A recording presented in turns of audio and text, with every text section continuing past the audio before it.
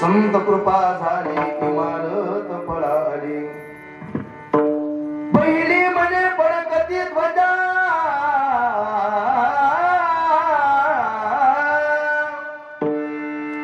पहिली म्हणे बळकती ध्वजा निरूपण केले उजा संत कृपा झाली इमारत फळाली समच्चरण सरोजम सांदणीला बुधाबुम जगननिहित पाणी मंडनम मंडनानम तृण तुलसी माला कंदरम कंजनेत्रम सदय धवलहासं विठ्ठलं चिंतयामि महा योग पीठे तटे भीमरथ्यं वरं पुंडरीकाय दातुमुनीन्द्रे समागत्य तिष्ठं तमानंद कंदं परब्रह्मलिंगं भजे पांडुरंगं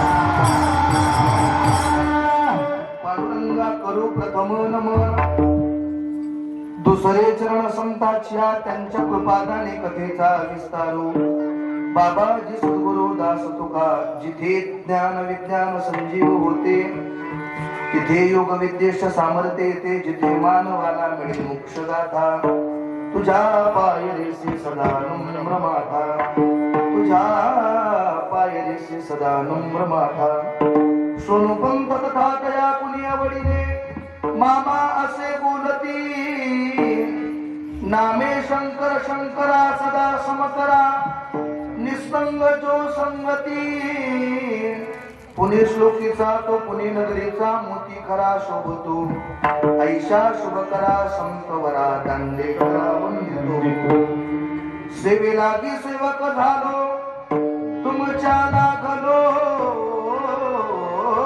निज चरणा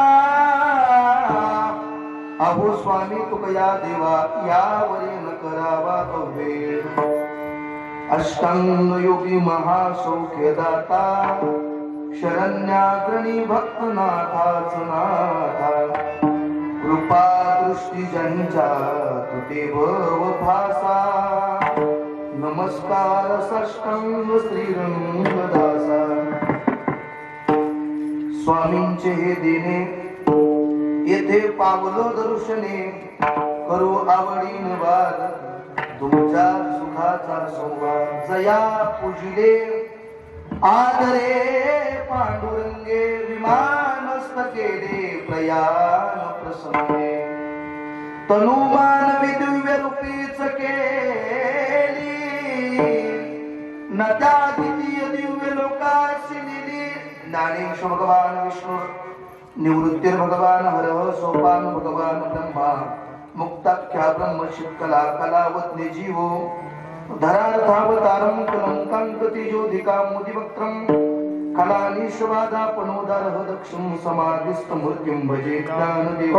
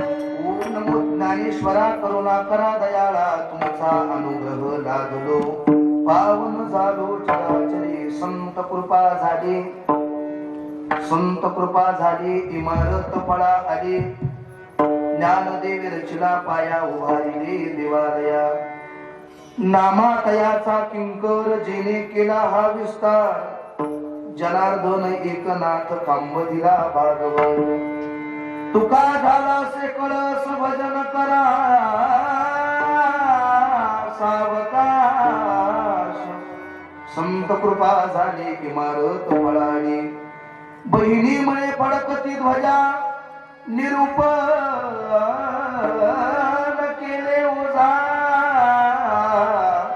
संत कृपा झाली इमारत फळाली मंगलम भगवान विष्णू मंगलम गरुडध्वज हा मंगलम पुंडरीकाय मंगलाय पुनरी आकारं करुणावरुणाले अखिल गुणां भक्त काम कल्पतरू पंढरीश पांडुरंग परमात्मेच्या दयेने त्याच्या कृपाशीर्वादाने मोठ्या आनंदाने आणि उत्साहाने चालत असलेला हा अखंड हरिनाम सप्ताह मोठ्या आनंदाने उत्साहाने कनेर आणि परिसरातील सर्व ग्रामस्थ वारकरी साधक मंडळी मिळून करत असलेला हा सोहळा वा मला वाटत नाही बाबा रात्री बाबा आज आपला कनेर मध्ये सोहळा चालू आहे मग पंढरपूर मध्ये कीर्तन चालल्याचा आनंद येतो पाहायला म्हणजे तेवढा गोड सोहळा या मंडळीने आयोजित केलेला आहे तिला टाळी वाजवा सर्वांकरिता जोरदार अगदी गोड सोहळा त्या ठिकाणी या सर्व मंडळींनी एकत्रित येऊन त्या ठिकाणी एवढा गोड सोहळा त्या ठिकाणी केलेला कुणी एकटा करत नाही महाराज सांगतात एकल्याचा नव्हे खेळ म्हणून मेळ मिळविला किंवा जमविला सर्वांच्या प्रयत्नातून सर्वांच्या सहकार्यातून चालत असलेला हा सोहळा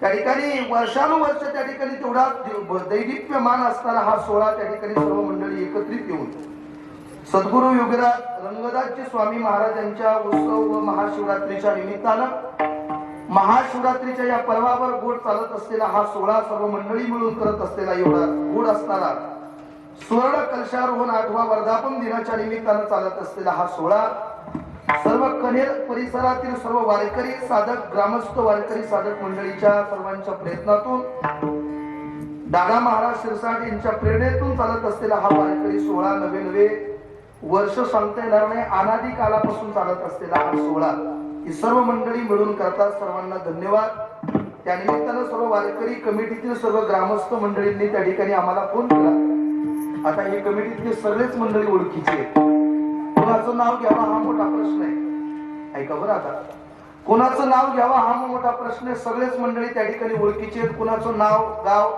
सगळ्याचीच मलाही ज्ञात आहे आणि तुम्हालाही ज्ञात आहे फोन केला सांगितलं म्हणे महाराज सप्ताह म्हणे कितवा दिवस घालायचा म्हणलं त्यावर ऐका बरं त्या मंडळीने त्या ठिकाणी दुसऱ्या दिवसाची सेवा सर्व वारकरी साधक मंडळीच्या सर्वांच्या वतीनं त्या ठिकाणी माझ्यापर्यंत येऊन पोहोचली जुन्या जाणत्या परमार्थिक मंडळींनी आतापर्यंत परमार्थाचा आणलेला रोग आणि आता याच्याही पुढे त्या ठिकाणी हा वारकरी संप्रदायाचा पताका त्या ठिकाणी पुढे फडकवण्याचं काम आमची तरुण सहकारी मंडळी करत असतात एकदा त्यांच्याकरिता टाळी वाजवा वा त्यांच्याकरिता टाळी वाजवली म्हातारी माणसं तेवढ्या समाधानी होतील बाबा का आता त्यांच्याकडे दिलेलं आहे तुम्ही सगळे त्या ठिकाणी आमच्या तरुण सहकारी मंडळी वारकरी मंडळी या ठिकाणी करून करत असलेला हा सोहळा नवे तर साथ करण्याकरिता सर्व वारकरी संप्रदायातील दिग्गज आदरणीय माता मौली असतील तिकडं पताका घेऊन त्या ठिकाणी बाबा उभे नवे जगद्गुरु तुकोबाऱ्यासारखं गोड रूप आहे आदरणीय बाबांना फेटा घातले तसेच दिसतात एकदा टाळी वाजवा आमच्या विनेकरांसाठी त्या ठिकाणी आपल्या गावात वैभव आहे जेव्हा सप्ताह चालू झाला तेव्हापासून त्या ठिकाणी बाबा विण्याची सेवा करत असतात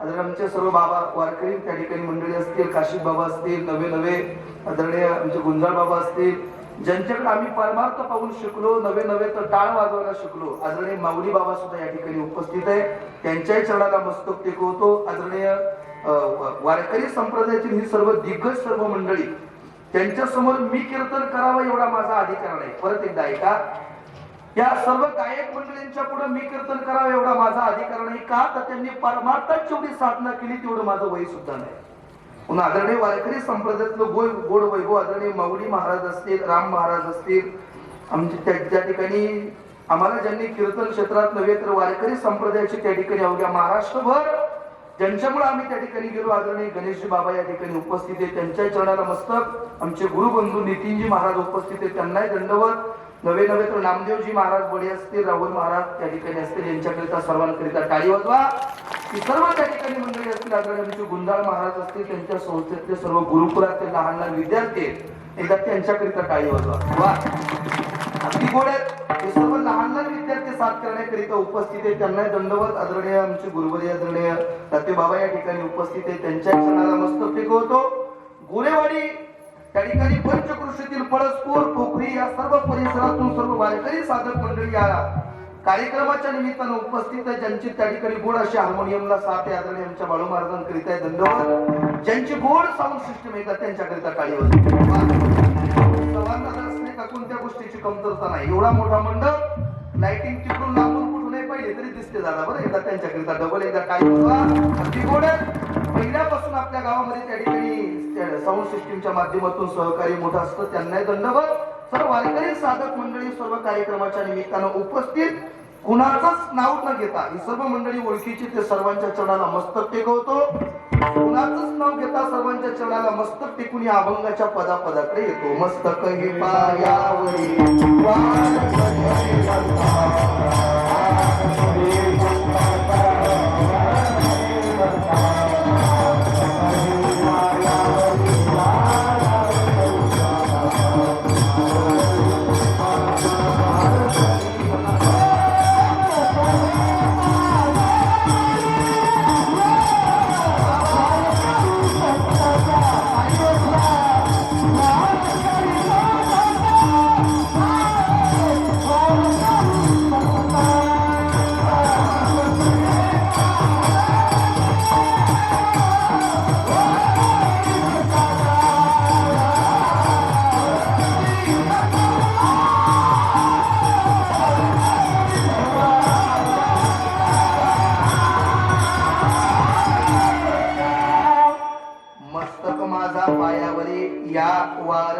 संतांच्या सर्वांच्या चरणाला मस्तक टेकवतो. आमच्या वडिलांवर असणारं प्रेम तुम्हा सर्व मंडळीचं त्याच अनुषंगाने आमच्यावरती प्रेम जडलं. या कार्यक्रमाच्या निमित्तानं त्या ठिकाणी सेवेच्या निमित्तानं दुसऱ्या दिवसाची हरिकीर्तन रूपी सेवा तुम्हा सर्व वारकरी साधक मंडळीच्या वतीनं माझ्यापर्यंत येऊन पोहोचली. वारकरी संप्रदायाचा नियम आहे. पहिला दिवस म्हटलं पहिला दिवस म्हटलं तर त्या ठिकाणी नामपर अभंग घेतलाच पाहिजे. हा वारकरी संप्रदायाचा नियम आहे. दुसरा दिवस म्हटलं का संतपर अभंग घेतला पाहिजे. हा वारकरी संप्रदायाचा नियम आहे. ते नियमाप्रमाणे आदरणीय बाबांना विचारलं बाबा कोणता अभंग घेऊ. बाबा म्हटले हाच घ्या महाराज. तोच घेतला. हा अभंग 5 चरणाचा आहे. कोणत्या संतांचा आहे असं विचारल्याबरोबर प्रत्येक संताचंच नाव आहे. आता प्रश्न पडेल हा कोणत्या संतांचा आहे. ऐकत ना तुम्ही. अभंग 5 चरणाचा आहे. काही वारकऱ्यांच्या कानपाठ आहे. काहींच्या ऐकलेला आहे. किंवा काहींच्या पाठने असा अभंग सेवेच्या निमित्तानं निवडलेला आहे. अभंग 5 चरणाचा जरी असला पण त्या ठिकाणी वारकरी संप्रदायाचं त्या ठिकाणी एवढं वैभव तुम्हाला आतापर्यंत पाहायला मिळतं. हे उभं का किंवा गावोगावी एवढा परमार्थ किंवा वारकरी संप्रदाय तुम्ही आम्ही पाहतो. तो का तर त्याचं मूळ कारण सांगणारा हा अभंग. त्या ठिकाणी अभंगातून महाराज सांगतात संत कृपा झाली. महाराज संतांची कृपा झाली तेव्हा ही वारकरी संप्रदायाची इमारत फळाला आली. असे कित्येक संप्रदाय आले पण आणि निघूनही गेले.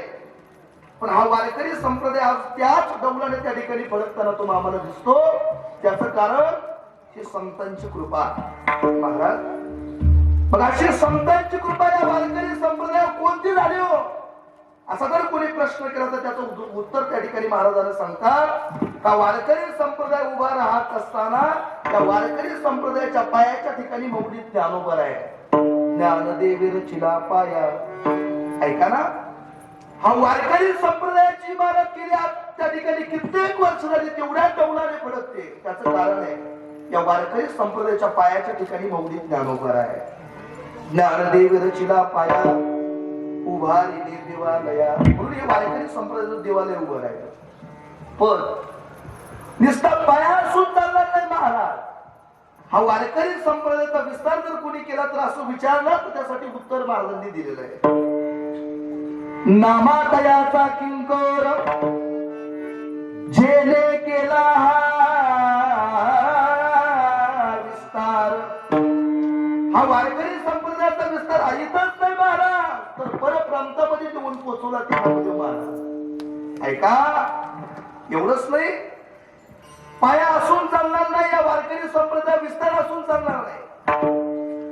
पण वारकरी संप्रदायाच्या खांबाच्या ठिकाणी जर कोण आहे. आता मग एक प्रश्न विचारतो कनेरकर मंडळी. खांबासाठी मंदिर का मंदिरासाठी खांब आहे? आपलं कसं आहे स्वामींचं मंदिर? मंदिरासाठी खांब का खांबासाठी मंदिर आहे? कसं आहे? मंदिरासाठी खांब आहे. ऐकत ना तुम्ही? मंदिरासाठी खांब उभे केलेत, पण आजही तुम्ही एक ठिकाणी गेलात तर त्या ठिकाणी खांबासाठी मंदिर पाहायला मिळतंय. ते कुठे आहे तुम्हाला माहिती नाही का? सगळ्या मंदिराला माहिती आहे. ज्ञानेश्वरीच्या उत्तरार्धामध्ये त्याचं उत्तर देताना महाराजांनी खूप गोड असं त्याचं विस्तृत चिंतन मांडलं. या वारकरी संप्रदायाच्या त्या ठिकाणी खांब म्हणून जर कोण असं जर विचारलं तर त्याचं उत्तर देताना महाराज सांगतात, जनार्दन एकनाथ खांब दिला भागवत, संत कृपा झाली इमारत पळाली. आता पाया झाला, विस्तार झाला, खांब झाला. पण एक प्रश्न तुम्हा सर्व मायबापाला करतो, आपल्या उड्यातून निघालेलं पाणी त्याची समाप्ती कधी असं जर तुम्ही विचारलं तर त्याची समाप्ती ज्या दिवशी ते नदीला जाऊन मिळेल त्या दिवशी ते समाप्त झालं. बरोबर आहे? बरोबर आहे का? बरोबर आहे महाराज. ऐका, आपल्या उड्यातून निघालेलं पाणी ज्या दिवशी नदीला जाऊन मिळेल त्या दिवशी त्याची समाप्ती नाही. मग महाराज सांगतात, आपल्या उड्यातून निघालेलं पाणी ज्या दिवशी समुद्राला जाऊन मिळेल, तुका म्हणे गंगा सागर संगमी, ज्या दिवशी ते समुद्राला जाऊन मिळेल त्या दिवशी त्याची समाप्ती झाली. तसं हा वारकरी संप्रदायाचा त्या ठिकाणी पाया झाला, विस्तार झाला, त्या ठिकाणी काम झाला. मंदिराचं काम पूर्णत्वास गेलं. आपण एवढं सुंदर एवढं मंदिर बांधलं, मला वाटत नाही आपल्या परिसरात एवढं भव्य दिव्य मंदिर आहे म्हणून एवढा त्या मंडळीकरिता टाळी वाजवा. गाव छोट जरी असलं तरी स्वामींचं मंदिर अगदी गोड आहे महाराज. ऐका ना, जिथं स्वामींची समाधी तिथं सुद्धा एवढी रम्यता त्या ठिकाणी एवढं तुम्ही भव्य दिव्यता पाहायला मिळत. एवढं गोड मंदिर तुम्ही बांधलं. पण मंदिर पूर्ण कधी झालं म्हणता येईल? मौली ज्ञानोबाने सांगतात म्हणून मी बोलतो, ज्या दिवशी मंदिरावरती मध्ये स्लॅब पडला का मंदिराचं काम पूर्ण झालं नाही ना. मग देवळ्याच्या कामाकडे कळसो किंवा मंदिराच्या कामाकडे सो. महाराज सांगतात मंदिर पूर्णत्वास तेव्हाच गेलं ज्या दिवशी त्याच्यावर कलश चढला. तसा वारकरी संप्रदायाच्या कलशस्थानी जर कोणी असं जर विचारलं तर त्याचं उत्तर महाराज सांगतात, तुका झाला असे कळस भजन करा सावकाश. ऐका, कलश झाला म्हणजे मंदिर पूर्णत्वास गेलं नाही. मग त्याच्याही पुढे एक गोष्ट राहिली म्हणजे पताका कलशाच्या वरती भडकत असते. ती वारकरी संप्रदायाची पताका भडकवण्याचं काम बहिणाबाई महाराज करतात. हा म्हणून बहिणाबाई महाराज सांगतात, बहिणी मध्ये फडकती ध्वजा निरूपण केले ओझा, संत कृपा झाली इमारत पळा आली.